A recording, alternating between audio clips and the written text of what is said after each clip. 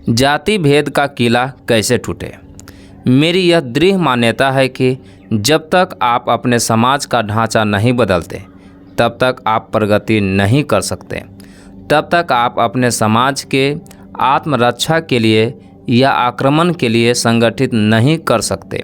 सामाजिक व्यवस्था बदले बिना न तो राष्ट्र का निर्माण कर सकते हैं और न ही नैतिकता व सदाचार का निर्माण किया जा सकता है। जाति प्रथा के नींव पर आप जो कुछ भी निर्माण करोगे वह चटक जाएगा, टूटे बिना नहीं रह सकेगा और कभी भी एक परिपूर्ण नहीं हो पाएगा। सिर्फ एक सवाल जो विचार करने के लिए बाकी है कि हिंदू सामाजिक व्यवस्था में सुधार कैसे लाया जाए और जाति प्रथा को कैसे खत्म किया जाए, यह सबसे महत्वपूर्ण सवाल है।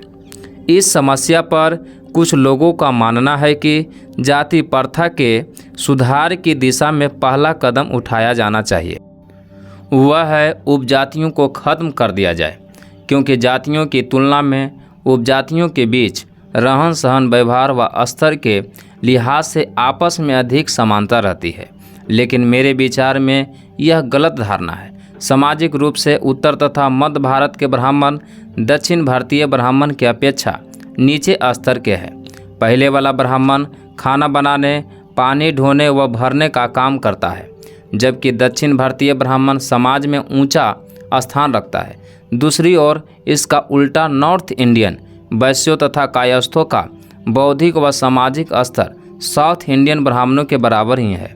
फिर खान पान के मामले में भी साउथ इंडियन शाकाहारी ब्राह्मणों का नॉर्थ इंडियन कश्मीरी तथा बंगाली ब्राह्मणों में कोई समानता नहीं है, क्योंकि साउथ इंडियन ब्राह्मण वेजिटेरियन तथा कश्मीर व बंगाल के ब्राह्मण नॉन वेजिटेरियन होता है।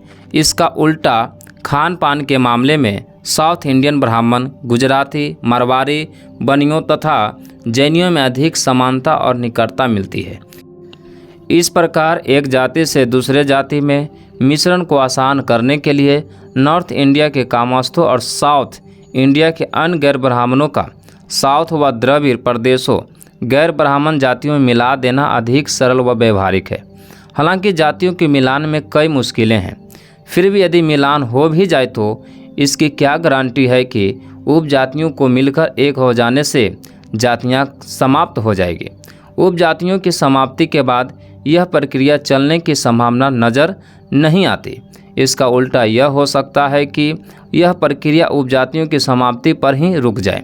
यदि ऐसा होता है, अर्थात जातियों तक पहुंचकर यह प्रक्रिया समाप्त हो जाती है, तो इसका दुष्परिणाम यह होगा कि जातियां और भी अधिक शक्तिशाली और नुकसानकारी हो जाएगी।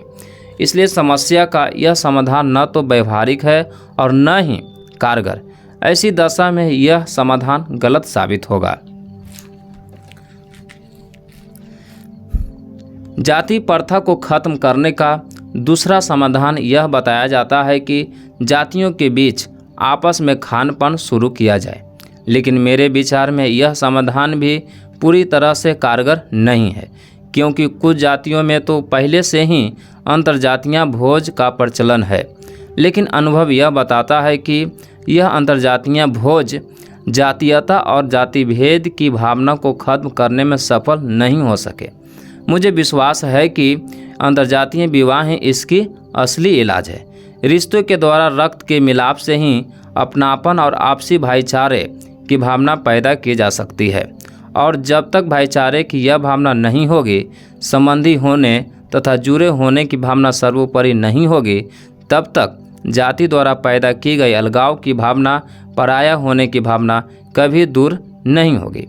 अन्य धर्मों की अपेक्षा हिंदुओं के सामाजिक जीवन में अंतर्जातीय विवाह ज़्यादा प्रभावशाली साबित होंगे, क्योंकि जिस समाज में पहले से ही दूसरे संबंधों के कारण खूब मेल मिलाप हो, उनमें विवाह जीवन की एक साधारण सी घटना होती है। लेकिन जहाँ समाज कट कट कर टुकड़े टुकड़े हो चुका हो, वहाँ विवाह एक एकता करने वाली शक्ति के तौर पर जरूरी है। इसलिए अंतर्जातीय विवाह है इस बीमारी का सही इलाज है।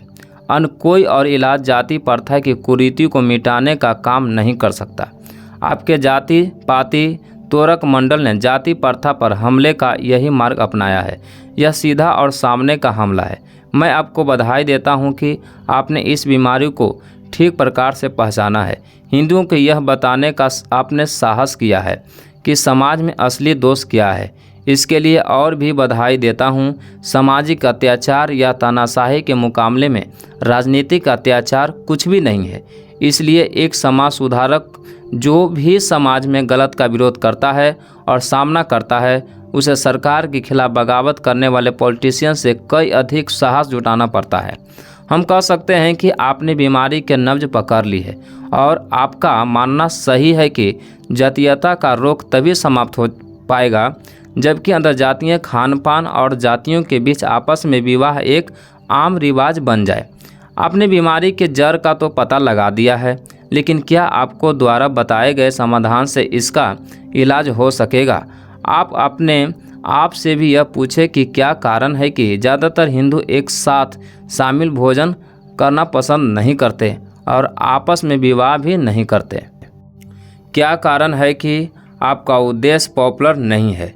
इसका जवाब यही है कि हिंदू जिन सिद्धांतों, विश्वासों और धार्मिक रिवाजों को पवित्र मानते हैं, उनके अलावा आपस में खान पान और अंतर्जातीय विवाह उनके लिए घृणा लायक कार्य है। जाति ईंट की दीवार या कांटेदार तारबंदी जैसी कोई भौतिक चीज़ नहीं है जो हिंदुओं को आपस में मेल मिलाप करने से रोकती है। इसलिए इस रुकावट को गिरा देना चाहिए। जाति तो एक धारणा, विश्वास अर्थात मानसिक स्थिति है। इसलिए जाति की समाप्ति का अर्थ किसी भौतिक रुकावट को दूर करना नहीं है, बल्कि इसका अर्थ वैचारिक बदलाव है। जाति प्रथा बुरी हो सकती है। जातिवाद ऐसी मानसिकता को जन्म देती है जो मानवता के लिए घातक है। यह एक अमानवीय व्यवस्था है, लेकिन यह भी नहीं कहा जा सकता है कि हिंदू लोग जाति प्रथा को इसलिए मानते हैं कि वह निर्दयी, खराब दिमाग के या मानवता के दुश्मन है। दरअसल वह इसलिए मानते हैं कि क्योंकि वह बहुत ज़्यादा धार्मिक है। इसलिए जात पात मानने के लिए लोग दोषी नहीं है। मेरी नज़र में दोषी उनका धर्म है जिसने जाति व्यवस्था को जन्म दिया। यदि यह सही है तो आपको जाति प्रथा के मानने वालों से न उलझकर हिंदू शास्त्रों का विरोध करना चाहिए, क्योंकि यही उन्हें जात पात पर आधारित धर्म की शिक्षा देता है। अतः हिंदू समाज में रोटी बेटी का संबंध न करने या अंतर्जातीय भोज व विवाह न करने के लिए हिंदुओं का मजाक उड़ाना या उनकी आलोचना करना निरर्थक और उद्देश्यों की प्राप्ति के लिए आवश्यक है। इसका सही इलाज तो यह है कि शास्त्रों पर से लोगों के विश्वास व भावनाओं को समाप्त कर दिया जाए। लोगों की धार्मिक आस्था, विश्वास और विचारों को दूषित रखना जारी रखा तो आप सफलता की आशा कैसे कर सकते हैं? शास्त्रों की मान्यता, पवित्रता व उनके नियम के प्रति श्रद्धा भाव रखने की आज्ञा देना अर्थात उन पर ऐतराज़ नहीं करना, और आप उन्हें हिंदुओं को आलोचना करते हैं कि उनके विचार अमानवीय, विवेकहीन, तर्कहीन है, तो यह सामाजिक सुधार का गलत व बेमेल ढंग है। छुआछूत को खत्म करने के आंदोलन में लगे हुए महात्मा गांधी जैसे व्यक्ति भी यह महसूस नहीं करते कि लोगों के काम व व्यवहार उनके दिमाग में शास्त्रों के धार्मिक विश्वासों का परिणाम होता है, और जब तक शास्त्रों में उनकी आस्था खत्म नहीं हो जाती, उनका व्यवहार कभी नहीं बदल सकता। ऐसी स्थिति में यदि समाज सुधारकों के प्रयास सफल नहीं होते तो इसमें कोई ताज्जुब की बात नहीं है, और आपके जात पात तोरक मंडल के सुधारक भी वही गलती करने जा रहे हैं। इसलिए आपकी कोशिशों का भी वही नतीजा होने वाला है जो छुआछूत मिटाने वाले सुधारकों का हुआ। आपसे सब हो जाए, आपस में विवाह के आंदोलन चलाना, वह प्रचार कर संगठित करना हिंदुओं को ज़बरदस्ती घूंटी पिलाने के समान है। लेकिन यदि आप स्त्रियों व पुरुषों को शास्त्रों की गुलामी से मुक्ति दिला दो तो उनके दिमाग से शास्त्रों के नुकसानकारी प्रभाव हटाकर दिमाग साफ कर दो तो लोग आपको पूछे बिना अपनी इच्छा से ही अंतर्जातीय भोज व अंतर्जातीय विवाह अपनाने के लिए सहर्ष स्वीकार कर लेंगे। दोहरी नीति अपनाने और टेढ़ी बातें करने से कोई लाभ नहीं है। लोगों को यह बताने से कोई लाभ नहीं है कि शास्त्रों में वैसा नहीं कहा गया है जैसा वे समझते हैं, चाहे व्याकरण अनुसार पढ़ा जाए या तर्क के आधार पर अर्थ किया जाए। महत्व इस बात का है कि शास्त्रों को किन अर्थों में ग्रहण करते हैं। आपको गौतम बुद्ध की तरह कठोरता से खड़े होकर डटे रहना पड़ेगा। आपको वह कदम उठाना होगा जो गुरु नानक ने उठाया था। आपको सिर्फ यही नहीं करना है कि शास्त्रों को नज़रअंदाज ही कर दिया जाए, बल्कि गुरु नानक की तरह आपको शास्त्रों को गलत भी कहना होगा, उनके सत्ता व आदेशों को नकारना होगा। हिंदुओं को यह बताने की आप में हिम्मत होनी चाहिए कि असली दोष आपके धर्म का है, वह धर्म जिसने आप में जाति व्यवस्था के पवित्र होने की धारणा पैदा की। क्या आप इतना साहस जुटा पाएंगे? जय भीम, नमो बुद्धाय, जय मूल निवासी।